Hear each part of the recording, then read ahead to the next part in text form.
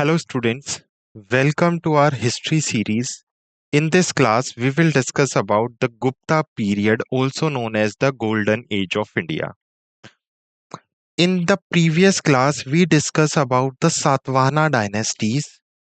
After the decline of Satavahana dynasties around 240 AD, the Guptas became powerful and the Gupta dynasty started. So somehow Guptas was the federation of the Satavahanas.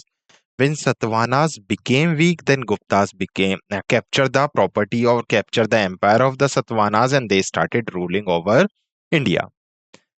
So here it is written that the golden age of India. Why Gupta period is also known as golden age for India only?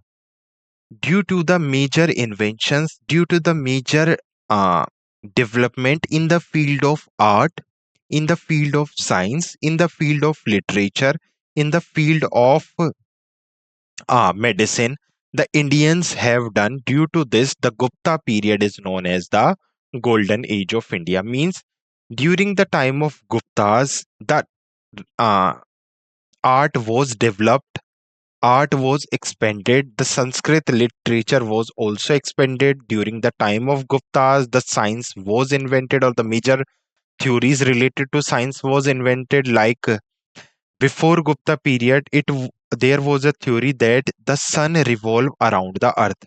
But during the time of Guptas, Aryabhatta explained that only earth revolve around the sun. Also, Aryabhatta explained about the solar eclipse, the lunar eclipse, what were the major reason, what is the major reason of solar and lunar eclipse. So science was also invented, as well as there were major poets like Kalidas and Harisena who wrote many natakas, many novels in Sanskrit language. That's why literature was also expanded. There were medicines like Susrut, Charak and Dhanvantri which gave many theories related to the medicines, like concept of the surgeries. That's why the major development in different fields, this period is known as the golden age of India. Okay, when was Gupta period started? As I told you, Guptas was came in existence after the decline of Satavahanas dynasties, as they were the federation of the Satavahanas. When Satavahanas became weak, they declare himself as the king of that particular region.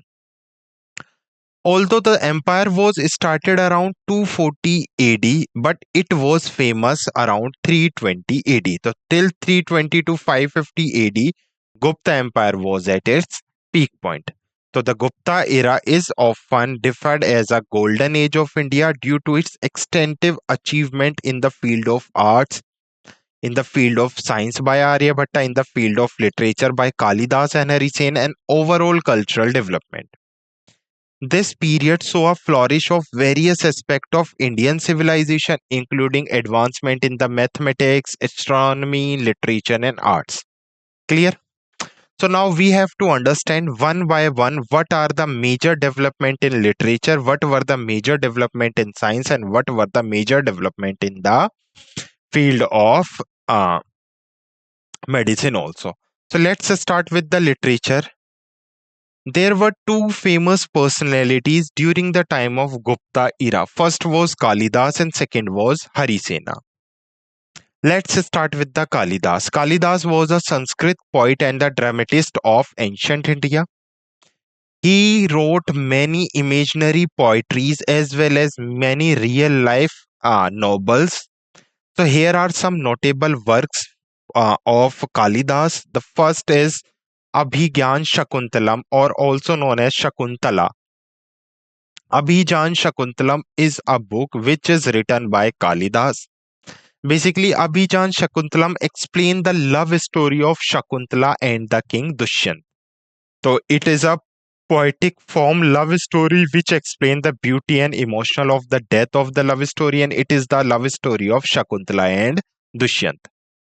The second book which was written by Kalidas was Meghdoot, the cloud messenger. Meghdoot means the cloud as a messenger. In this book, he basically explained cloud as a messenger who work as a messenger, or there was a person known as Yaksh who sent a message to his distant through cloud only.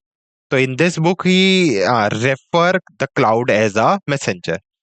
The third book, which is written by Kalidas, is Raghu Vansham.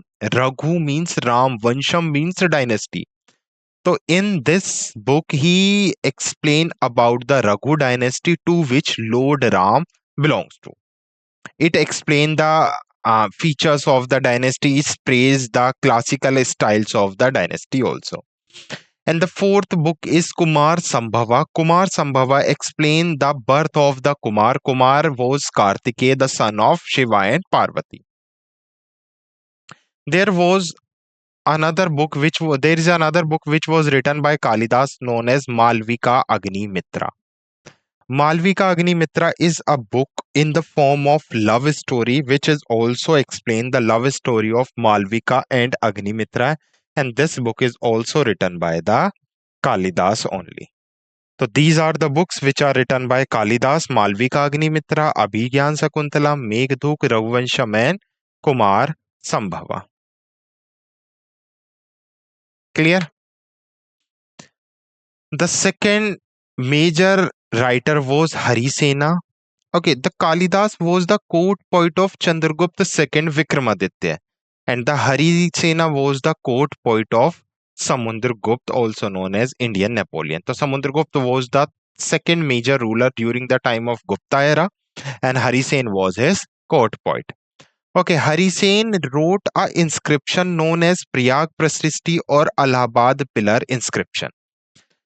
There was a pillar edict known as Kushambi pillar edict, which was established by the Ashoka. Ashoka was known as the father of inscriptions in India.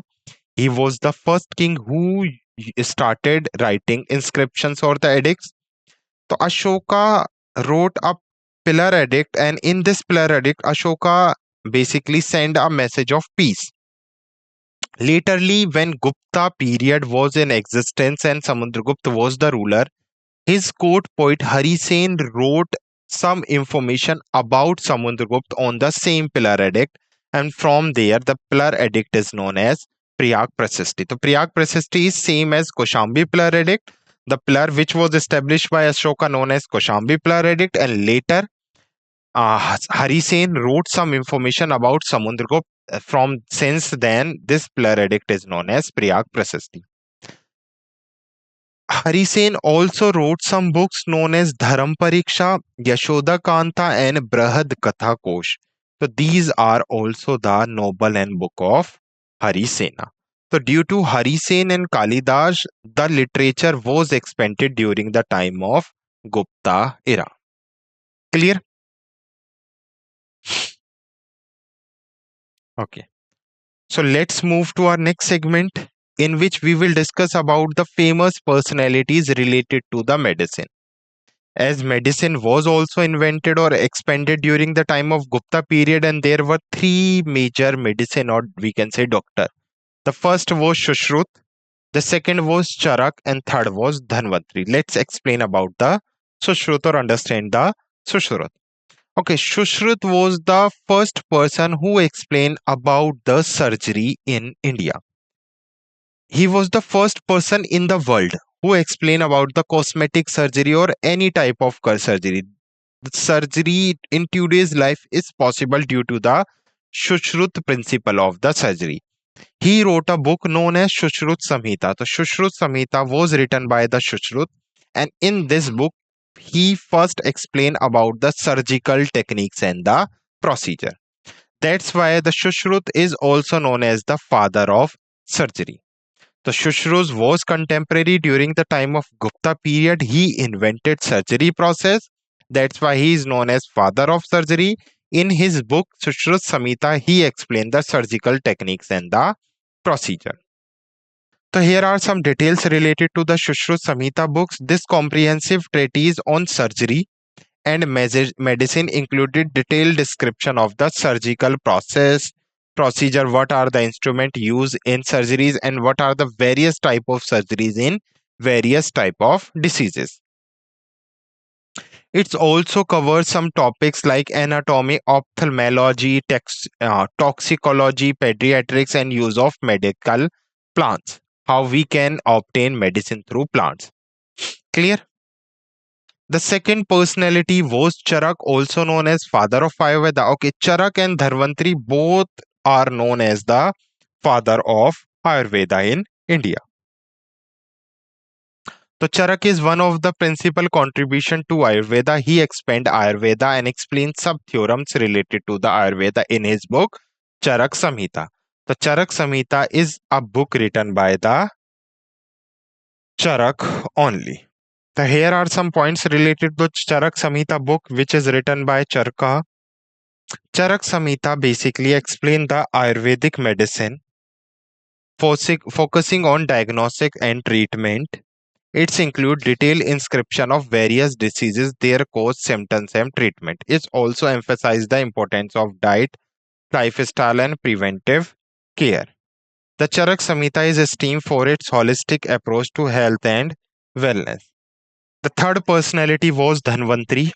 Dhanvantri was also known as the god of Ayurveda in Hindu mythology. Clear? He explains some information related to the Ayurveda also. Okay, due to these medicines, the Gupta era was known as the golden era of India. Also, the science was also invented. Some theorems and some principles were also explained during the time of Gupta period. So Aryabhatta was related to the Gupta period. He explained okay, a book was written by Aryabhatta known as Surya Siddhanta. In the Surya Siddhanta book, Aryabhatta explained the principle of sun, why solar eclipse and why lunar eclipse are occur. Before this, there was a theory that during the solar and lunar eclipse, a giant named as Rahu was basically eaten sun and he eat uh, moon during the time of eclipse. He explained the actual reason of solar and lunar eclipse. He also explained the theory that only Earth revolve around the sun, not sun revolve around the Earth.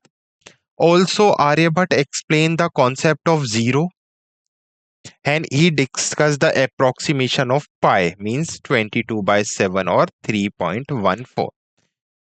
Aryabhatta also invented the points or the shamlav. Clear?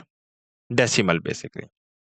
So, due to science, literature, and medicine, the Gupta era is known as the golden era of India. Clear? Now, let's move to the king of the Guptas. In this class series, we will also discuss the major kings and the policies of the kings of Gupta era. First, who was the founder of Gupta era? देखो, Gupta era was founded by two brothers, Shri Gupta and Ghatotkacha. They both were the minister during the Satavahanas time. When Satavahanas became weak, they captured the Satavahanas particular region in the northern India and they started ruling over this particular region. And from there, they started Gupta Empire. The founder was Shrigupta and Ghatotkacha. But during the time of Shrigupta and Ghatotkacha, Gupta Empire was not very famous. So Gupta Empire became famous during the time of Chandragupta first. So Chandragupta first is known as the actual founder of Gupta Empire, and this empire was founded by the Shrigupta and Ghatotkacha two brothers. Okay, the Shrigupta and Ghatotkacha was the first king who adopted the title of Maharaja. So Maharaja title first adopted by the Shrigupta and Ghatotkacha. This was the first time when a king was known as the Maharaj or Maharaja. So during the time of Guptas, king were also known as Maharajas. So in this class, we will discuss about the four major king of Gupta period: the Chandragupta first, the Samudragupta, the Chandragupta second, and the Kumargupta. Clear? So let's start with Chandragupta first. Okay, titles are also important from Gupta period as all the kings adopted titles in this era. The first is Chandragupta first. Chandragupta first adopted the title of Maharaja Dhiraj. His father, he was the son of Shrigupta. So his father adopted a title of Maharaj and he adopted a title known as Maharaja Dhiraj. Maharaja Dhiraj means the most powerful king or the king of kings. He started ruling around 320 or 319 BC till 335 AD. Sorry, AD, not BC. So till 320 AD to 335 AD, he ruled over Gupta Empire, or he ruled over northern India. As I told you, he is known as the actual founder of Gupta Empire, or the Gupta era was started around 319 BC, and Gupta was starting famous during the time of Chandragupta first. He adopted matrimonial alliance, means to expand empire through marriages, or marriages alliance was started by Chandragupta first. The first king in Indian history was Bimbisara, who adopted matrimonial alliance. Like Bimbisara, he also adopted matrimonial or marriage alliance, through which he married to Kumar Devi. She belongs to the Lichvi clan. Clear? So he was the another king or another ruler who started matrimonial alliance. These are some important points related to Chandragupta first. The title, the Gupta era, and he started matrimonial alliance, are also known as actual founder. Let's move to the next king, which is Samudragupta. He was the son of Chandragupta first. Okay, in history, the Samudragupta was also known as, or is also known as, Napoleon of India. Let's decode this title. So his title is Napoleon of India, first title. He got two or three titles. Why Samudragupta is known as Napoleon of India? Okay. Unlike his father, as his father adopted matrimonial alliance, but Samudragupta adopted military alliance, mean war policy. His military was very strong. Okay, the most of the information related to Samudragupta are mentioned in the Allahabad Pillar Edict or Prayag Prasasti. As I told you, Harisen was the court poet of Samudragupta. Harisen wrote an inscription known as Allahabad Pillar Edict, Prayag Prasasti, or Kaushambi Pillar Edict, which was established by Ashoka. So in this pillar edict, Harisen explained all the military conquest, all the war which is related to the Samudragupta. He also mentioned that Samudragupta captured Sri Lanka. Samudragupta captured all the northern India rulers. He captured all the southern India rulers, and he controlled all over India till north to south.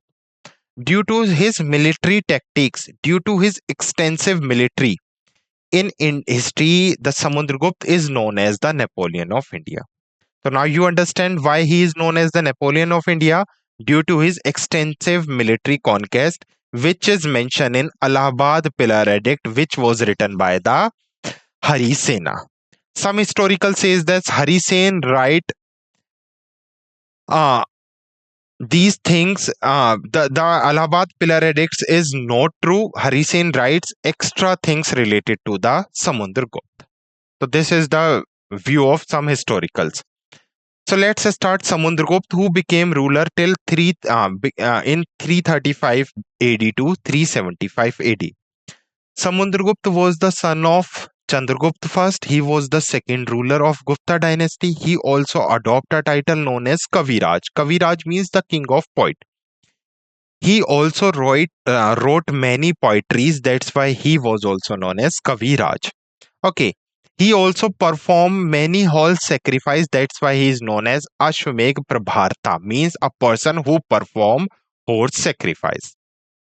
So the first title Samudragupta adopted was Kaviraj due to the he wrote many poetries. Ashwamedh Prabharta, he performed horse sacrifice, and Napoleon of Indian as due to his military techniques. His reason is well documented in the Allahabad Pillar inscription, which was written by his court poet Harisena, accomplished by his poets. Okay, now let's understand the military extensive of the Samudragupta.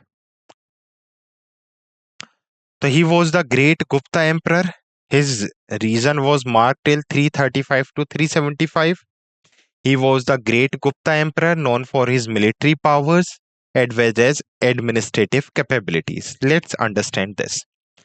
Okay, there are all three titles like Kaviraj, second Napoleon and Ashmek Prabharata. As I told you why he is known as the Kaviraj, second Napoleon and Ashmek Prabharata.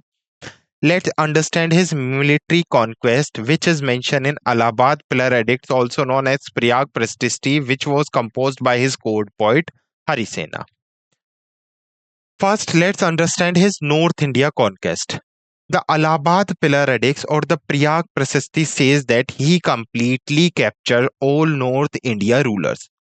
So he defeated several monarchs, including Aryavrat, the Northern India ruler. Who was Aryavrat? All the North Indian rulers were known as the Aryavrat. So he captured all the Aryavrat empire in India, including Uttar Pradesh, Bihar, and West Bengal. Clear? Southern India. In southern India, he captured the Pallava dynasty, the Kalinga dynasty, and the Vakatas. The Pallavas, Kalingas, and Vakatas was captured by the Samudragupta. Also, Prayag Prastishti explained that in South India, he captured 12 southern Indian kings. And these are the 12 southern India kings which was directly captured by the Samudragupta. The first king was related to the Kanchi and the king name was Vishnu Gopa. So Vishnu Gopa of Kanchi was defeated by the Samudragupta. Mehendar of Koshala was also defeated by the Samudragupta. Mantraj of Kurala was also defeated by the Samudragupta. Mehendar of Pistapura was defeated by the Samudragupta. Swami Datta of Kotuyara was defeated by the Samudragupta and Damana of Irandapalli. The Kubera of Devrashtra, the Dhananjaya of Kushtalupura, the Trineta of Pithampura, the Matsya of Mahakantara and Nila of Avamukhi and Rudradeva of Korukala was also captured by the Samudragupta. So Allahabad Prayag Prastishti explained that he captured all Aryavrat. Aryavrat means Northern India ruler. He captured 12 southern India rulers. The Allahabad Prayag Prastishti also explained that he captured 9 Naga rulers. What was Naga rulers? Naga rulers were those rulers who was established on the bank of Ganga and Yamuna rivers. So the Doab rivers, Ganga and Yamuna river were flowing in North India, and the empire which was established on the bank of Ganga Yamuna river was known as the Naga rulers. So he also captures 9 Naga rulers of northern India, which was established along the bank of Ganga and Yamuna. Also, he defeated Atavikas empires in India. What were Atavika empires? The forest tribes were known as Atavika empires. So he also captured Atavika empire or major forest tribes of India. Clear? So this is the military conquest of Samudragupta. Next, what is the cultural contribution of Samudragupta? As I told you, he was a great poet. He wrote many poets and he also endorsed the poets of his court. So Samudragupta was accomplished musician and court was accomplished musician and poet, and his court was a center for culture and learning both. He issued variety of gold coins depicting himself as a warrior. In these coins, he represent himself as a warrior, a king, and as a musician. Also, he represents some coins in which he was playing Veena. So these coins were known as Veena playing coins. So Veena playing coins was also basically issued by the Samudragupta. Administration was very strong.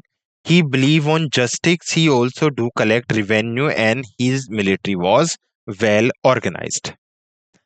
Traveler and recognition. Although some historical says that a Chinese traveler Fahian was visited during the time of Samudragupta, but no details are found related to this. The details says that Fahian was visited during the time of Chandragupta II, not Samudragupta II. But some historical says that the Chinese Buddhism monk Fahian visited India during the Gupta period, although slightly after Samudragupta reign. His account provide valuable insights into the prosperity and stability of Gupta Empire. Fayan observation highlight the peace, law, and order maintained in the empire along with the flourished trade and cultural activities. Clear? So, as I told you, some historical says that Fayan was visited during the time of Samudragupta, but detailed information are mentioned in Chandragupta's second empire that Fayan was visited only the empire of Chandragupta II. So, these are the important points related to the Gupta period. Okay, the next ruler after the death of Samudragupta, his son Chandragupta II became the next ruler. Chandragupta II ruling time was started around 375 AD till 415 AD. So he was ruling in India at around 375 AD to 415 AD. Chandragupta II, also known as Vikramaditya. Vikramaditya means power like sun, a person who is powerful equal to the sun. Okay, the information related to Samudragupta was mentioned in Allahabad Pillar Edicts, which is also known as Prayag Prasasti, and same the information related to Chandragupta II are mentioned in the Mehrauli Iron Pillar Edict, which is situated in Mehrauli, Delhi, near the Qutub Minar. There is a pillar edict which is made by the iron, and most of the information related to Chandragupta II are mentioned in this Iron Pillar Edict. The information source of Chandragupta II is the Iron Pillar Edict of Mehrauli. He expanded the empire through both military conquest and matrimonial alliance, means he adopted both the strategy, like he also believe in war and he also believe in matrimonial alliance, means to expand empire through marriages. His reason is considered the pinnacle of the Gupta Empire, marked by the culture and economical prosperity. He defeated the Shakas. Okay, the Shaka ruler who overthrew India during the time of Brahman Empire, and Shakas was established in Ujjain. So he fight with Shakas and he captured Ujjain, and Ujjain was the prominent culture center during the time of Chandragupta II. Clear? So I hope you understand this session. Let's quick revise the session. In this class, we discuss about the golden age of India, the Gupta period. Gupta period was known as golden age of India because literature, medicine, as well as science was developed and expanded during the time of Gupta period. In literature, Kalidas was the famous poet who wrote Abhigyan Shakuntalam, Meghdut, Raghuvansham, Kumar Sambhava, as well as Malvika Agnimitra.